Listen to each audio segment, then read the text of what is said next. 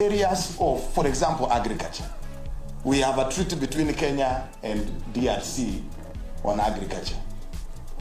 Honestly speaking, you can't say that document, because it is an international treaty, that the Senate cannot, it does not concern counties.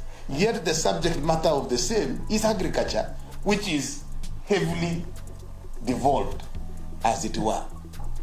Preferential trade area, Africa, around the trade around Africa. The question is an international document, yes. But what is the content of that document? It's everything to do with what is devolved in counties. And we are hoping that in this fourth Senate, there has to be a discussion and a concluded agreement on how to handle this. And of course, I know in Senate and in parliaments world over, precedences have a place. And I think if the two speakers, in the meantime, because I don't think that you can actually change the law, you will change Article 110 to say what? To make it clearer than where it is. I think it's about ensuring that there is a practice of an agreement on how that is interpreted.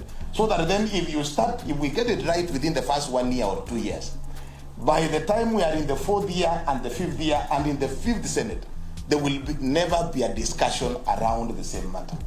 And I think even on this particular one, again, the courts have pronounced themselves. It's really about the goodwill of the Speaker of the National Assembly, the goodwill of the Speaker of the Senate, and the goodwill of the national administration. And this is where soft power will also have to play a great role. Speaker Kingi and Speaker Wetangula, together with the sitting president, this is a matter that if my advice would be that you have a discussion around this issue as early as now, before the legislations come into place.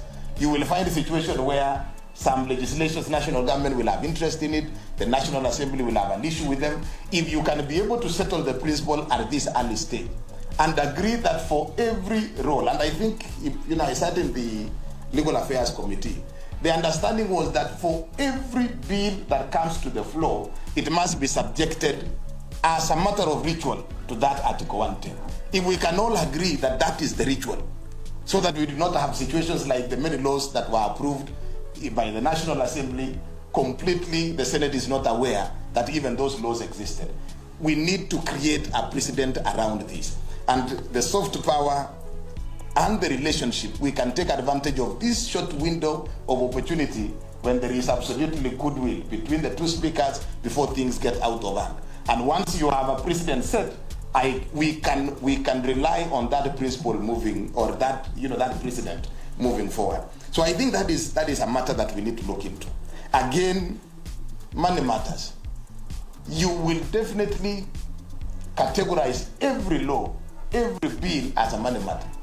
If we stretch that understanding of what money, and they say, it has a cost implication, there is a difference between, if money bills meant a bill that has cost implication, nothing would have been difficult for the law or for the drafters of the law to state that, anything that has financial implication.